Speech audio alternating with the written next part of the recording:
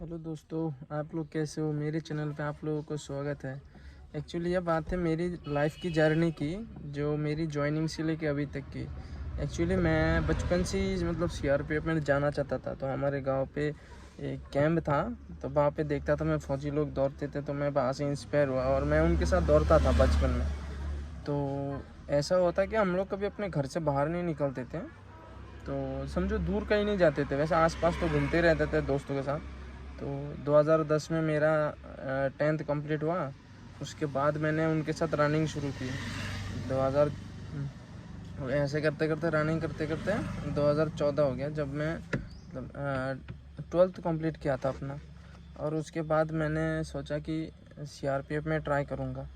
तो एक दिन अचानक मैंने बीएसएफ में पहला ट्राई किया था, तो तब मेरी उम्र नहीं थी, तो मुझे रिजेक्ट किया गया। और दूसरी बार मैंने सीआरपीएफ में ट्राई की 2014 में। और तब हम समझो हमारे से गांव से कहीं गुवाहाटी में इंटरव्यू होने वाला था, तो बाहर में जाने का कोई ऐसा साधन नहीं था इतना अच्छा सा।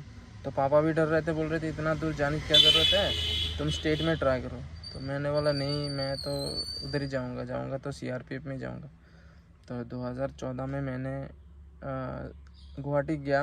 अपने मतलब मैंने खुद कभी मतलब समझो अपने घर से दूर 50 किलोमीटर भी नहीं गया, और मैं अकेला अकेला चला गया गुवाहाटी, जो हमारे घर से कम 700-800 किलोमीटर दूर तो है ही।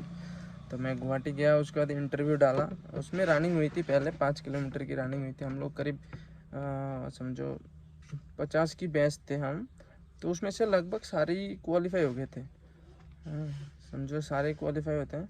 तो उसके बाद मैंने फिर से रनिंग वगैरह वो कंप्लीट की। उसके बाद हमको बुलाया गया मेडिकल एग्ज़ाम के लिए। वो तब तो ऐसे सिस्टम था कि पहले दिन रनिंग होगा, उसके बाद के दिन आपका समझो हो जाएगा ये एग्ज़ाम हो जाता है, ऐसा कुछ हो जाता है। तो हमको एग्ज़ाम के लिए बुलाया गया। उसके बाद हमने एग्ज़ाम दिया। बोला जो लोग क्वालिफाई होंगे वो शॉर्ट लिस्टेड होंगे, वो नेट में नाम आ जाएगा। तो तब हम लोग घर आ गए, तो गाड़ी से घर आ गए। उसमें भी समझो 1 नाइट तो लग गया, 1 नाइट और 1 डे लगा था आने में। तो उसके बाद हम लोग घर आके ऐसे 1-2 महीना तक ऐसे ही वेट करते रहे, कोई रिजल्ट नहीं, कुछ नहीं। 1 महीने बाद समझो 1.5 महीना बाद अचानक ऐसा सब बोल रहे थे दोस्त लोग जो मेरे साथ दिया था, वो बोल रहे थे कि हाँ अभी रिज़ल्ट आ गया है। तो हम लोग ऐसे कंप्यूटर में चेक करने चले गए, तो हमारा रिटर्न क्वालिफाई था। तब मेरे को 58 मिला था, लेकिन कट ऑफ 35 या 39 के करीब गया था। तब बहुत कम कट ऑफ जाता था। तो उसके बाद मैंने दोबारा से मतलब वही मेडिकल के लिए हम लोग ऐसे मतलब कुछ रनिंग वगैरह करते थे, जैसे हमारा शरीर सुस्त रहे और फिटनेस अच्छा रहे। तो उसके बाद ऐसे हमारा मेडिकल करीब 1 महीना बाद हमको कॉल लेटर आया। उसके बाद हम पोस्ट ऑफिस से आया था तब। और फिर हमने मेडिकल के लिए फिर से गुवाहाटी गया। और उसके बाद गुवाहाटी जाके फिर हमने मेडिकल करवा के आ गई।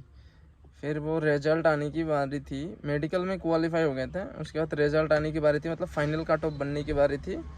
तो उसके बाद पहले तो रिज़ल्ट छोड़ दिया था, मतलब पहले लिस्ट छोड़ा था, उसमें हमारा नाम नहीं था।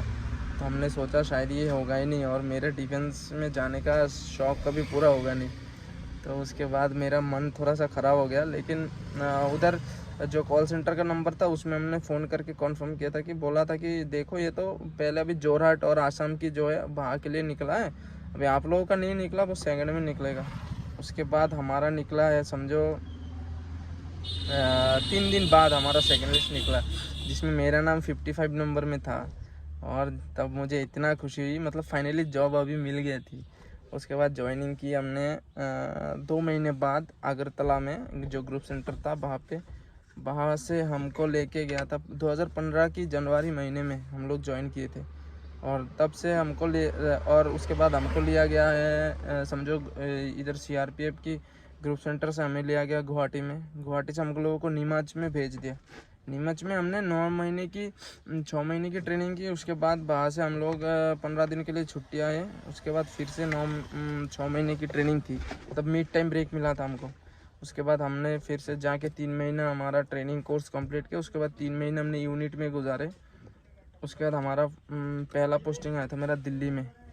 तो दिल्ली में मैंने एक्चुअली मेरा दिल्ली में सफ़र अच्छा नहीं रहा, तो मैंने चला गया जम्मू। तो जम्मू में मैंने एक्चुअली 7 साल की सर्विस दी।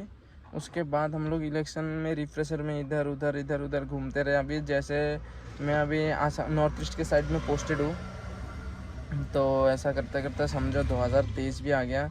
उसी दौरान जम्मू में बहुत कुछ मैंने सीखा, सीआरपीएफ से बहुत कुछ देखा मैंने, ऑल इंडिया बहुत घूमा। सीआरपीएफ की नौकरी बहुत बढ़िया है। मेरा तो ड्रीम जॉब था सच में ये सीआरपीएफ, क्योंकि मैं गांव में बहुत देखता था सीआरपीएफ दौड़ते थे जाते थे। तो मैं एक्चुअली कोई भी फोर्स ख़राब नहीं है, लेकिन फिर भी जिसको जो अच्छा लगे, किसी को बीएसएफ अच्छा लगता है तो किसी को सीआरपीएफ अच्छा लगता है। एक्चुअली मुझे सीआरपीएफ अच्छा लगता था। तो उसी दौरान मैंने नौकरी की और मैंने अभी तो समझो करीब 10 या 9 साल होने वाला है मेरा।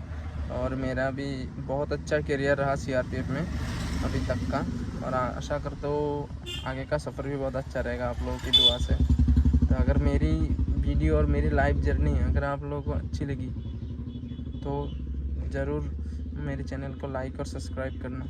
और साल 2010 में कभी कभी ऐसा भी हो जाता है कि आपकी फैमिली में भी ऐसा प्रॉब्लम आ जाता है कि आप मतलब मुड़ के खड़े होने का मतलब बहुत मतलब ये हो जाता है कि हाँ बहुत कठिन हो जाता है मुड़ के खड़ा होना।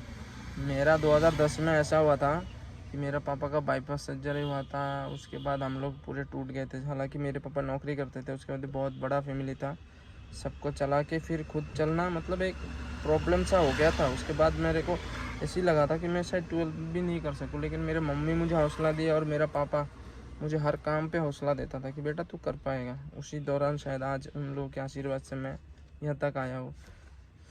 तो आप सभी लोग दुआ करना कि मैं आगे का जर्नी भी अच्छे से कर सकूं। आप लोग मेरे साथ बने रहना और मेरे चैनल को लाइक एंड सब्सक्राइब ज़रूर करना। जय हिंद दोस्तों।